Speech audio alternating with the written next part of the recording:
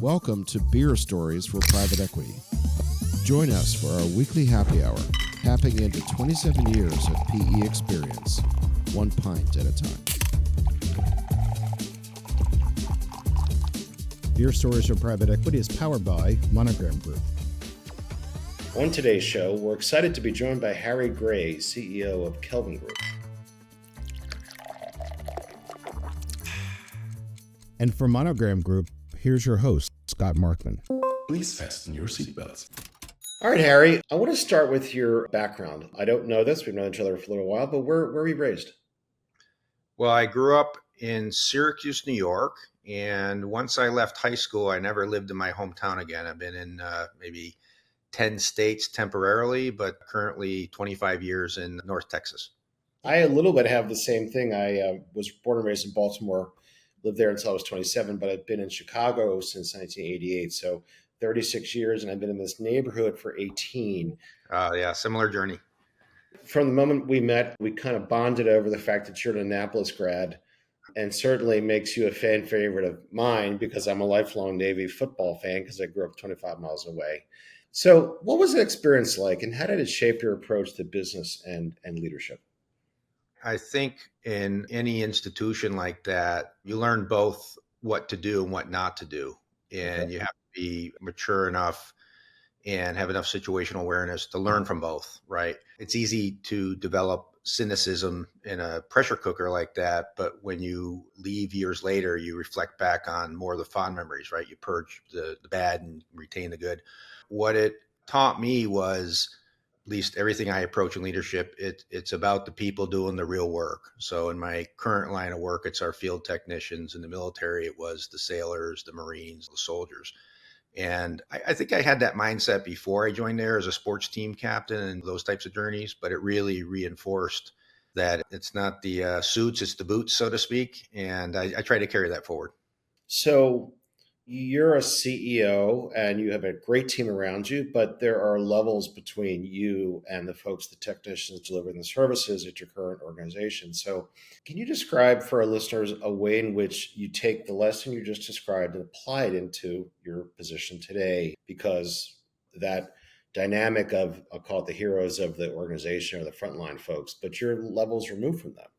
You move so quickly that everyone wants to get their daily tasks done and check the box, and then they have the need to get home and be with their families. I try to do storytelling as much as I can. Mm-hmm. And I remind everybody that ultimately, beyond the technicalities, what we do, we sell human time. And that human has life issues, aging parents, perhaps, kids with challenges, health, financial. And we're in the business of keeping them safe, keeping them motivated and developed. But ultimately, our success and everything we do should be focused on them. And our success is largely tied to their success in the field. And I do that through storytelling to remind them that you might be a bookkeeper, you might be in marketing, you might be in finance, but you're ultimately looking at things that impact the field, and it's that field that makes everything we do possible for both our customers and everything for ourselves who are in the offices. So it's a lot of narrative and a reminder, and I think the reminders work. It resonates. It gets the team kind of refocused that there's a bigger mission beyond what you're looking at on your computer screen or on a report. I think that's outstanding. And again, we have a much smaller organization than you do, but I sort of try it as best I can to relate to the individuals. One of our leaders this week had, he's divorced and has a child that had strep throat, and he got sick, and it just disrupted everything. And you just have to be empathetic and then respond to that person's real world situations. It just happens. It's life, right? You have to walk the walk. They see you engaging with the field, calling technicians randomly to give them a kudos or a thank you for work. It's unseen, right? Culture is what happens when no one's watching. So we give them a voice and we try to show empathy, and all those things kind of collide and help us become, I think, an employer of choice. So the narrative is the reminder. Always remember why we're in business. I'm going to take a brief pause, and I'll show this for the camera for the 6 of you that are watching. It is Samuel Adams Summer Adventure Lager. Why did I pick this particular beer? Because it's in the fridge and it was cold. I've never had it, but I'm a fan of Samuel Adams. I'm going to crack open a Samuel Adams Summer Adventure Lager. and go from there. I know, Harry, that you are not going to participate today, but if you want to share with our listeners the beer you might have had if you were partaking, what would that be? I have two answers to that. My mother was a German immigrant, and I have fond memories visiting Germany and visiting the microbrews. And some of those names I don't remember, but sitting in a cold, cool cave drinking local German microbrews. Wow. You can't replicate that. And then I think every day, if I'm going to have beer at home, I shift between most of the Mexican Pacificos and always have Heinekens around for guests and myself. Well, if and when you come to Chicago, we'll have to take you around our neighborhood, which is filled with microbreweries within half a mile. Anyway, this summer adventure lager is pretty good. Enjoying it, and we will march on, as they say. So, the next step in sort of your educational journey, getting your MBA at Columbia, my question is how might you compare and contrast the training, the peers you were interacting with at the Naval Academy versus Columbia Business School? Yeah, it's a great question. They're both intensive programs. I would say that the spectrum of intellectual horsepower, if you will, at Columbia is going to be a little bit more diverse. It's going to be a little bit more focused on general studies backgrounds, whereas a place like Annapolis, it's very STEM focused. And I would say that the typical student in Annapolis is focused on leadership development and being in charge of something, which is that kind of phantom curriculum as you're going through it. So Columbia was the business focus and kind of global, if you will, and cosmopolitan. And Annapolis was very focused of troop leadership, if you will. One of the things that I found fascinating when I did my homework and looked up your resume on LinkedIn was that there's a broad, long history of C-suite and very senior leadership positions over a long period of time that seems to, on the surface, correlate to your graduation from business school. So, did you, in fact, a little bit out of business school, jump into leadership right away? And that's sort of where you've been for the arc of your career, because that's an unusual path relative to people 15 years or something into their career, kind of getting to that point. I have a bit of a circuitous route, and I'm glad I have it at this point. But when I first started finding myself in an executive capacity, I was actually in-house in private equity more than 20 years ago and would be part of the operational focus team that parachuted in and helped the CEOs, took on interim positions, sometimes played the number 2 or number 3. So I started to cut my teeth there. And then I had the privilege at a fairly young age to be handed the keys of a private equity portfolio company. And I think the thing I cherish the most is I'm most well built for the middle market, but I've also had a chance to sign the 10K of large public and then also been pre-revenue. So you've developed this Swiss Army knife, if you will. But I think the lessons from the big and the small is a good fit for the middle market, right? You know how to apply not the sledgehammer to attack. You bring the practical solution and get the initiative on the first base, then you'll work your way around the baseball diamond. So that's kind of the journey. It started right after a little bit of sell side investment banking time, post-military, post-MBA. And then I started to get into the private equity ecosystem. So, to some degree, the position that you have today is representative of a big slice of your career. The situation, the scale of company, ownership with private equity, what PE is trying to do within a portfolio company in a block of time, and levers to pull and deadlines to meet and all that good stuff. Like, that's just been the arc of your career. Yes, I like to say I'm not a very good caretaker. I like kinetic environments and change. Probably better built for it. Maybe it's who I am or the military background, but definitely I tap all the skills from every decade of my life to do what I do today. And I think I'm at the stage now where I don't get frazzled because I feel like I've encountered all the situations. I just try to remain calm and find the best solution. And two ends of the continuum, high growth, which we're in, and crisis management are very similar because you're replacing one of the car tires while you're driving. So I think the arc of the career, as you say, has been useful. So, give a brief overview to our listeners about Kelvin Group. So Kelvin Group is an industrial service provider. Our focus is on refrigeration systems, the climate conditions that allow food and drug companies to produce foods and drugs, could be data centers, could be logistical warehouses.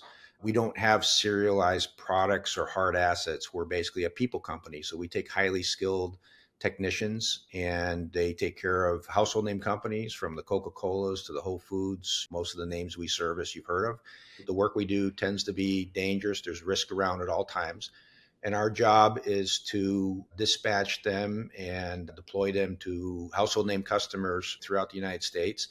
And it's very mission critical. And a lot of the work we do wouldn't be insourced by our customers because it's very hard to find the type of technicians we have. We specialize in finding that labor and taking care of that labor and training that labor. So it's a very important partnership between what we provide in terms of skilled talent and what our customers need. So, what was it about the situation when you were approached to become the CEO? There was something about this that said, that's for me. What was that? I was gainfully employed. I was very happy in another private equity sponsored high growth, great group of friends and investors. This one just called me. I think my personality, the approach, and frankly, the playbook that I developed over the last few decades just seemed to make sense. And then our current investors and our chairman are just very good, decent, talented people I enjoy being around, and they're true partners. So it beckoned me. And I knew it within weeks that it was the right fit. We had a lot of work to do, but I had great support out of the gate. So it's just something I had to do. I want you to talk for a minute about the specific model that is Kelvin, which is a roll up of a fractured market. It's certainly a common and growing strategy that private equity is pursuing in, especially in industrial services markets. So, what's the background of Kelvin and what were you brought in to own and deliver upon in a roll up context? It's a very good thesis for private equity. The work we do won't ever be outsourced. You can't send what we do to Mexico or China, right? It has to be local presence. There's a general shortage of the type of skilled labor we have in the United States. So the managing them and taking care of them is very important. And it's also a very fragmented industry. There's a lot of founder-backed companies, their technicians and their vans and their tools. And what we said was there's a thesis here to build something national to give better span of coverage for the large customers that we take care of. And that's very much proven out. The journey started in New England. I'd like to say Kelvin's growth kind of matches America's growth from New England to the Eastern Seaboard and moving west. Today, we're a 3 time zone company with various offerings, but the bulk of our revenues are in what we call industrial refrigeration. So if you think about the entire plant or the entire factory, has to be at a certain temperature. It has to meet OSHA, EPA, FDA, and all those requirements. Our job is to make sure that system works and that stuff is produced safely and on time. And we're rolling up those companies. We buy geographic beachheads and we introduce a playbook to help them become safer, more profitable. We cross-sell across those companies. And then we supplement those geographic areas with additional acquisitions that are more like tuck-ins, and they allow us to expand our service offerings and our service mix. So it feels a little bit like Southwest Airlines kind of spoken hub mentality.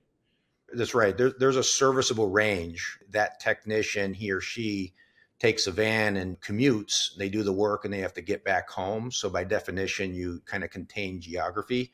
Occasionally, we will get on airplanes and go do work for our national customers. We have some key accounts where we do work all through the U.S., but on a day-to-day service and maintain, it's a little bit of a hub and spoke type of concept, but more beachhead driven. So I'm going to play back what I heard you say that is really the foundation of the thesis. It can't be outsourced to a cheaper labor market. It's essential to the business of these companies' business. It's a fractured market. But fourthly, the odds are they're not going to take it in-house because they can't find the skills and the labor to do that. Even if some CEO said, I'm making this up, Amazon wanted to do that, it's not feasible they do that. Yeah, you'd have to have an entirely different recruiting, training, and support apparatus. If we're under a planned maintenance agreement, you don't need us there every day, right? We're on a schedule with you. So it is classically something they wouldn't typically want to insource. And if they did, I think they'd probably unwind it. It's happened a couple times over the last few decades, and 100% of the time it's come back to us. So you are clearly not the only roll up happening in refrigeration services. How can you compare, contrast, and maybe show why you're a better stripe of this than the other platforms that are happening at the same time in the same space? We admire any company that's in our segment, if you will, because if you're dealing with an ammonia system, ammonia is lethal if you're exposed to it. So any company that's in the trade, we admire. Why we think we're different, and I believe all data points to it, is because we are a truly, truly integrated platform, starting with the culture and then, of course, the systems and the processes. We're acutely focused on being the employer of choice to our technicians. And if you look at numbers that you don't really talk about in a public forum, but our turnover is exceptionally low versus the industry. So I think we've got some secret sauce going on here. Frankly, just lucky I'm surrounded by very good managers and leaders and wonderful technicians. So, a two-part question as a follow-up. A, can you describe that culture? And B, how much that's Harry and how much is something you inherited? I inherited something with very good bones and ligaments, and my job was to give it some endurance and muscle.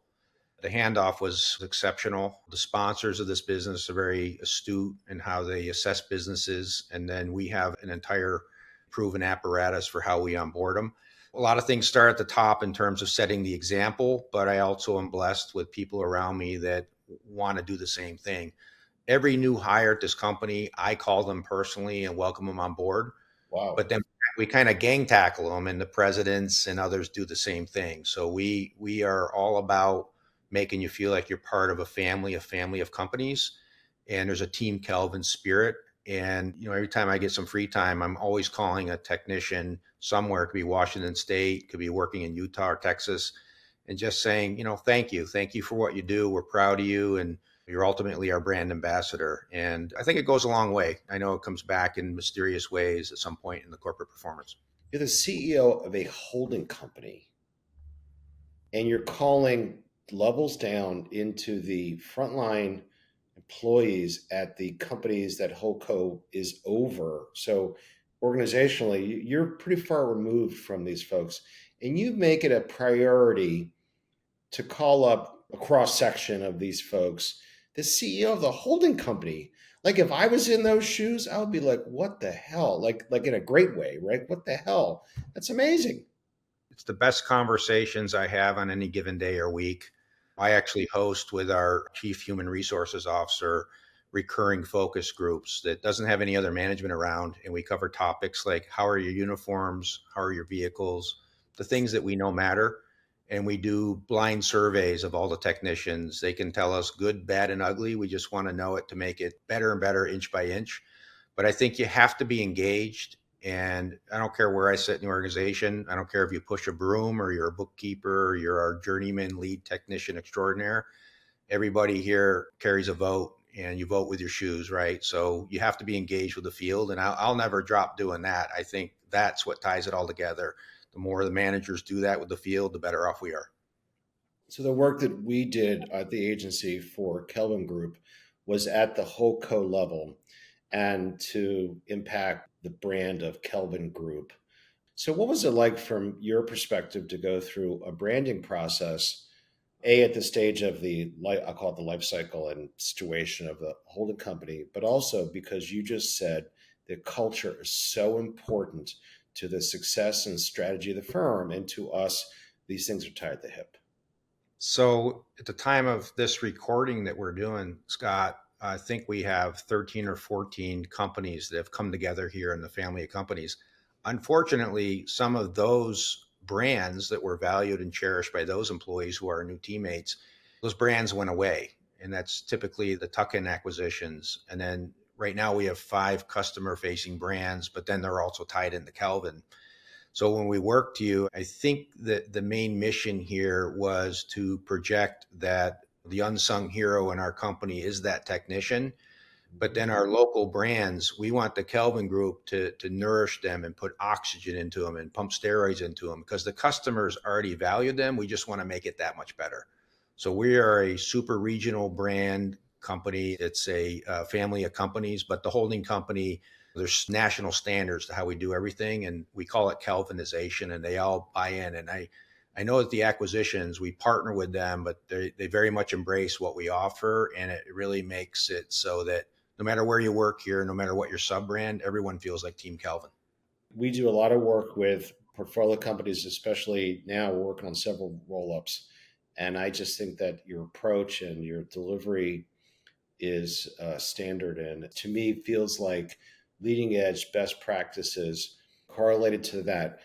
In your words, how do you think that brand can be and is a driver to business success? It's interesting. Many of the acquisitions, frankly, most of the acquisitions we acquire don't have a direct sales force or a classic commission-driven sales engine that you're familiar with. But we do that. We bring that in later. So what it tells me about the brand is these businesses, these are great businesses we bring into our family of companies. They grew on reputation. And that ultimately is the brand. Now that brand might be tied to that founder who was a great business person and a customer first focus. But over 10, 20, 30 years, they've established something that is not going away. It's cherished on the commercial side by the customers, and it's the reputation of the work. We can't screw that up. We've got to take it to the next level. So brand's very important in what we do. In this case, it's XYZ company, a Kelvin Group company. Both that XYZ company and the underwriting of Kelvin Group need to project in the customer saying, boy, I'm going to stick with them for the next 30 years. It's an interesting little dance that you're executing against, which is equal emphasis and correlation between the holding company brand, because you're putting effort and componentry and focus on the Kelvin brand. At the same time, you're sort of retaining, again, there are a lot of folks in your seat that would quietly sunset those brands. You're not doing that. You're doing this dance across 5 or 6 regional other brands. There's art and science, right? If you have $1 to spend, which brand do you spend it on? Those are always discussions. But I would say 80% of that dollar goes to nourish the sub-brands, and it all feeds into a successful Kelvin. Kelvin in our space is now recognized as a national presence, has a reputation with technicians and competitors. And we hope that they like dealing with us because some of them might be subcontractors to us at times. But that sub-brand is the first thing they know, and we're going to continue to get behind it. For the remaining time that we have, Harry, I want to switch over to the fun part of the interview, some of the personal stuff. Anything you want to share with our listeners about your family and, your favorite places to go on vacation, would like to do outside of work? Very happily married, coming on 30 years very soon here. 2 adult sons. Both my sons headed off to West Point. Older son is a commissioned and deployed Army officer. Younger brother, unfortunately, developed a medical condition and had to transfer, but he's proudly situated at the University of Southern California. We like eating good food and we like to travel. And I would say probably other than business travels, the most noteworthy, most recent trip would have been my first time with my wife in Buenos Aires. I very much enjoyed that. I have been there almost 20 years ago and loved Buenos Aires. It felt very much like Chicago, but, its own culture, but incredible city. It is. It's a bucket list city. To wrap up, the most important question of the entire interview, and I want to make sure that all of our listeners hear it. What is Navy's record going to be this fall? And we're going to beat Army. So I think Army's a given, right? They won't prevail. And by the way, I was a torn home when my kids were students, right? Now it's game on. So Navy will definitely beat Army. I think Navy will have a break even to slightly positive win record if I'm just being clinical about it. But they're playing big teams still, right? But, it all culminates in that last game of the year, right? It's all about the Army Navy. The other thing is 4 or 5 years ago, Navy cracked the top 25 and had like an 11-2 record. So it a little bit spoiled the fan base of what could be at one of the service academies with the challenges of fielding a team against the big boys and all that stuff. Yeah, absolutely. Well, Harry, such a treat to chat with you and talk about stuff that is near and dear to our hearts. Thank you. I always enjoy working with you and the team and appreciate this opportunity to talk about the Kelvin Group. Awesome. From all of us at Monogram Group, thanks for tuning in to Beer Stories for Private Equity. Episode 14. Don't forget to hit the subscribe button and you'll be notified as we release new episodes. Please check out the show notes in the description from today's episode. Our email is podcast@monogramgroup.com. Feel free to email us with any comments or questions, and we'll try to answer them in our next episode.